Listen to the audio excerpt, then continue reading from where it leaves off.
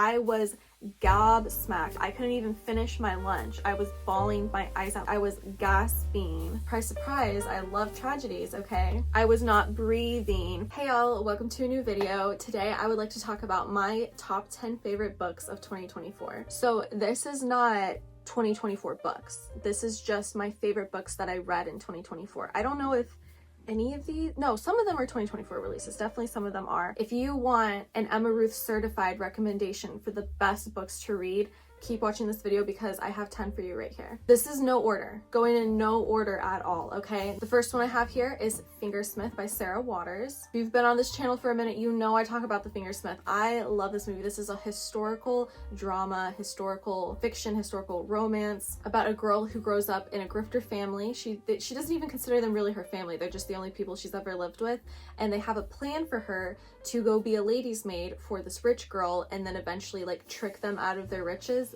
However, there are so many plot twists in this book. I was literally gasping while reading it. I fear I will never get over the feeling that Fingersmith gave me. And I even tried reading another Sarah Waters book because I was like, are they all like this? And no, they're not. Fingersmith is just one of a kind. It's such a gem. You want a good plot twisty book? Read it. You want a good historical romance? Read it. It's sapphic. It is so well made as well. Great writing, great twists. Can't recommend it enough. Next, we have Tomorrow and Tomorrow and Tomorrow by Gabrielle Bevan. This was a book I read really early on in the year. This is a very exciting novel about two friends, often in love but never lovers, who they come together as partners in the world of video games. Okay, I never thought that this would interest me at all. I'm not a video game girly.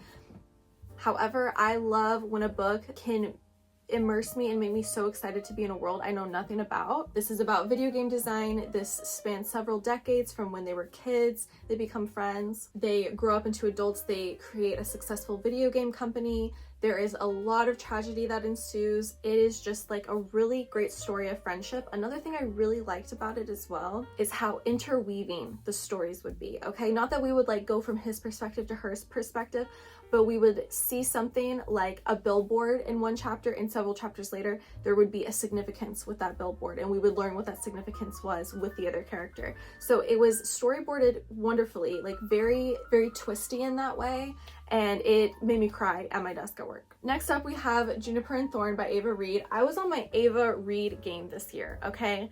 She retells fairy tales. She has a very dark female character base in all of her books.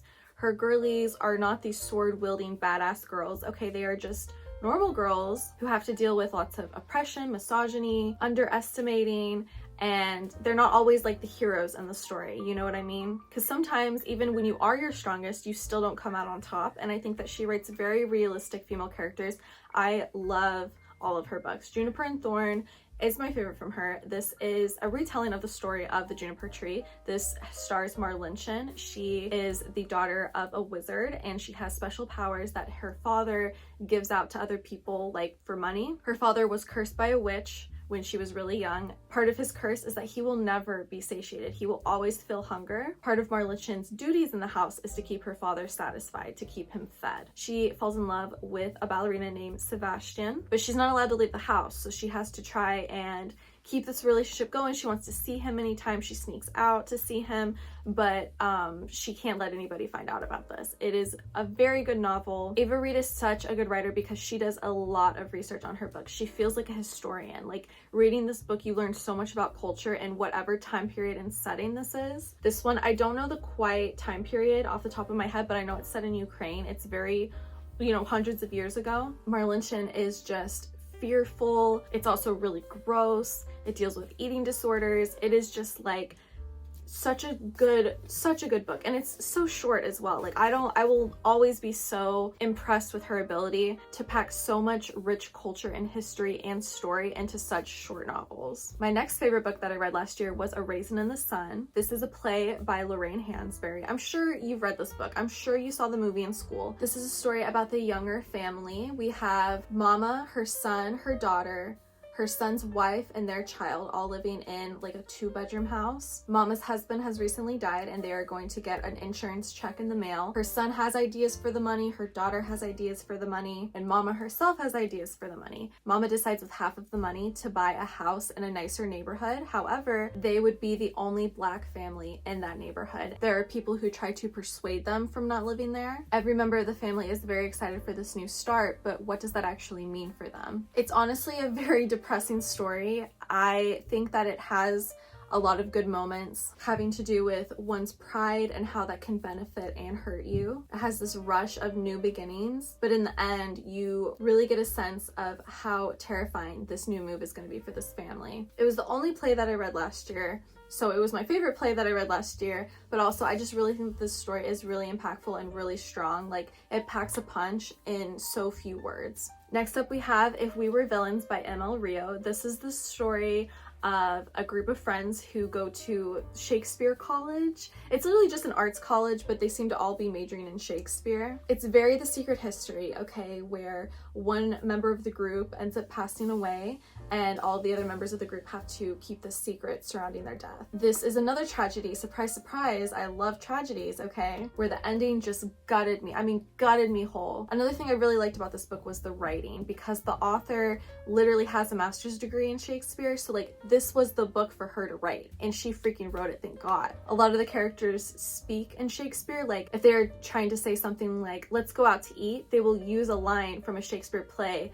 that says that, let's go out to eat, in a Shakespearean way, you know what I mean? So they will borrow quotes from Shakespeare, they all quote Shakespeare a lot. She also messes with the medium of writing dialogue, where like within the same page, someone will have dialogue within quotations, but then other people will have dialogue like Sarah, line, Matt, line, Sarah, line, you know, like how a play is, how a Shakespeare play would look. So I think that it keeps the book interesting, it keeps you wanting to keep reading it. The relationships between all of the characters as well, like go in and out. I think that it's just a really great character study, really good dark academia, and it's Shakespeare. It was a lot of fun to read. My next favorite book that I read last year was Educated by Tara Westover. This is one of the only nonfiction books that I read. This is a memoir from a girl who grew up in a very fundamentalist Mormon family. She and her siblings were not well taken care of by their parents, and as she gets older, she realizes kind of how badly she wants to go to school, because her parents homeschooled her up until they couldn't, and then they just were like, well, you're gonna work for the rest of your life, so like what's the point in being educated, you know what I mean? But she decides, after her brother kind of pushes her a little bit, to go to school. She gets her GED, she applies for college, she applies for scholarships, she becomes so well educated, like getting master's degree upon master's degree, PhDs. She travels the world, like literally travels the whole world. She doesn't just go to England on a holiday, like she travels the world. She becomes so emulsified and like rich in every culture that she can, because she sees how like small and upsetting the life was that she had growing up, and how her parents and other members of her family stick inside their small little bubble and like refuse to learn more, and she sees the benefit in being educated. I think it is such a touching story, because there's so much more to it than that. Like, we get into the really crazy family dynamics that her family has. Like, one of her brothers is extremely abusive, and the gaslighting that happens with that. I mean, it is the saddest, most frustrating read of my life, and I loved it. I love that she wrote this book. I want to own it so badly because I want to reread it. It was the best nonfiction book I read last year out of the 2 that I read, and it made my top 10. Okay, I love this book so much. Next, we have Long Live Evil. This is from Sarah Reese Brennan. This, oh my god, this is a fantasy story about a girl who is dying. She has cancer, and she gets the opportunity to live inside her favorite book. What? That's a crazy concept. However, when she arrives inside the book, because she would like have died otherwise, so of course she's going to take the offer. When she arrives inside the book, she has been casted as the villain in the book. The first thing that happens to the villain of the book is that she gets executed, so she has to try to con her way out of that. The thing is that while she was sick in hospital, her sister read her the first book. She didn't really pay much attention to it, but she loved the ending so much that she devoured book 2 and 3. And then she's put inside the first book. So she doesn't quite remember everything that happens. She's just kind of playing it by ear as the book and the story goes along. There are so many good side characters in this. We have a knight who is so down bad for her. I mean, he literally... I think that the man in this book is my favorite male character of 2024. He's a very much on your knees kind of man, willing to do whatever it takes to keep his girl alive, to keep her safe. She's, however, in love with another character. She has another favorite character. All the while, she meets other characters in the book who become her friends, who become her foes. The ending, I did not see coming even a second. So I was gobsmacked. I was gasping. I was not breathing for the final chapters of this book. I need the second book so badly, and I believe it comes out this year. I'm very, very excited to keep going with this series. If you love a villain, if you love fantasy, Long Live Evil is such a good book to pick up. It's swoon-worthy, it's romantic, we have multiple other character POVs. She is also like a villain. Like, she's not just playing the villain to be the villain. She has the villain mentality of like, well, these people aren't real. Like, I'm a real person. I have to survive this story. It doesn't matter who dies here because I'm a real person, you know what I mean? So she has this villain mentality as well. So you really are inside the head of a villain. It's very well written. Like I said, I can't wait for the second one. Next best book I read last year was House of Hollow by Crystal Sutherland. This is the story of three sisters. They're all like a year apart. When they were really young, they went missing. They were kidnapped, and then they showed up like 9 weeks later. I can't quite remember, but they were gone for like a significant amount of time. And when they came back, they were all a little different, okay? For instance, one thing the father noticed right away, the main character, she had lost a tooth before they went missing. When they come back, she has that tooth. So he's like, what the heck? You know, like, why did my daughter grow her tooth back? Like, this doesn't make any sense. It's not like it's an adult tooth. It's not like she was gone long enough to have that tooth come back in, you know what I mean? Her mother is just like, who cares? My children are back. Like, we have to keep them. Their father goes kind of insane. He leaves the family. And then we fast forward several years. The main character, she is the youngest. She has 2 older sisters. The second oldest sister is playing a show. She's a really cool punk rocker chick. She's playing a show, and the 3 sisters are supposed to meet up. They're supposed to watch her show and then like spend the night out on the town. However, the oldest sister never shows up. She goes missing again. So the 2 sisters have to band together to try and find out where their sister is. This book was written so well. It's very gross, very grotesque, very gory. This is a story where we enter hell as well. So I love when we go to hell. That is definitely a favorite genre of mine. It's colorful. You can see everything so well. It was just so well descriptive, and also just like short and to the point. You know what I mean? The characters were really good. The whole plot twist, like the whole reasoning for everything is crazy. I mean, this is a book that will live with me forever. I just really, this is such a 5-star book. I love this book so much. Okay. The next book that I have here, the second to last book we're going to talk about, is going to be The Burning God by R.F. Kuang. This is the final book in the Poppy War series. I will not get into what this book is about because you should just read the Poppy War series, okay? Actually, heavy trigger warning. This is a story about war, okay?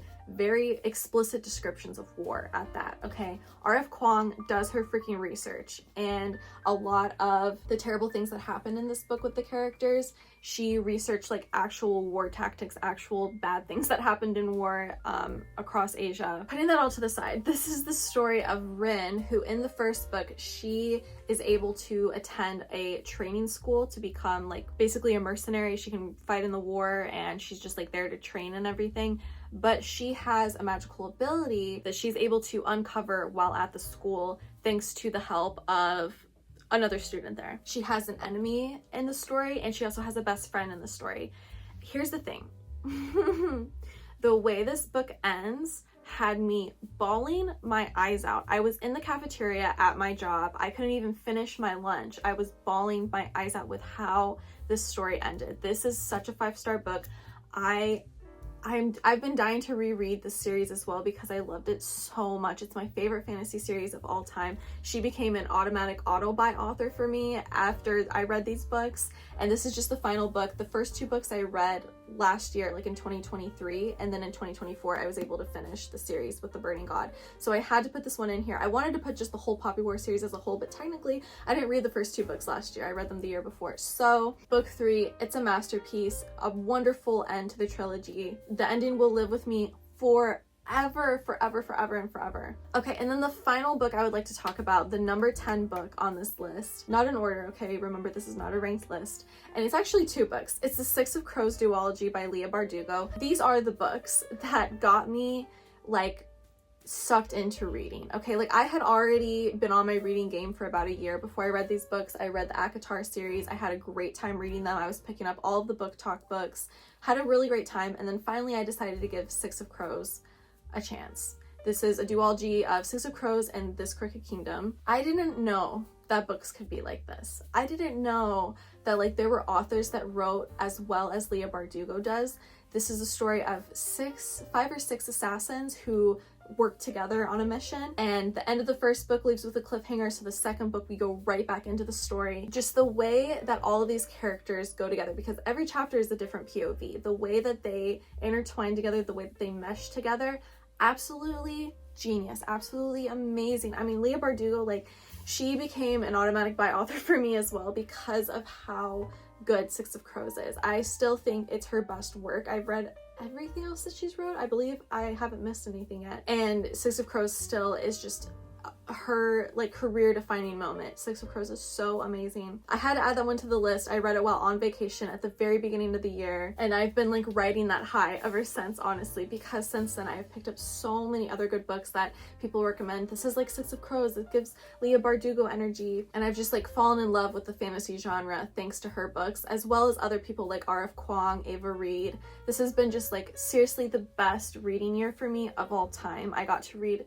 so many amazing books. I will be giving a reading wrap-up update video that's going to come out in a week or so. I will get into my stats with that, but this is just my top 10 favorite books of 2024. No order, no ranking. If you want a good recommendation from the books that I read last year, pick any of these books. You will love them, I promise. If we have the same tastes, you will love these books. Alright guys, I hope you enjoyed the video. If you are a returning viewer, thank you so much for your support. I love you from the bottom of my heart. Thank you for joining 2025 with me. If you are new to this channel, consider subscribing to see all of my future book and movie content. Give this video a like if you liked it, and I will see you in the next one. Bye!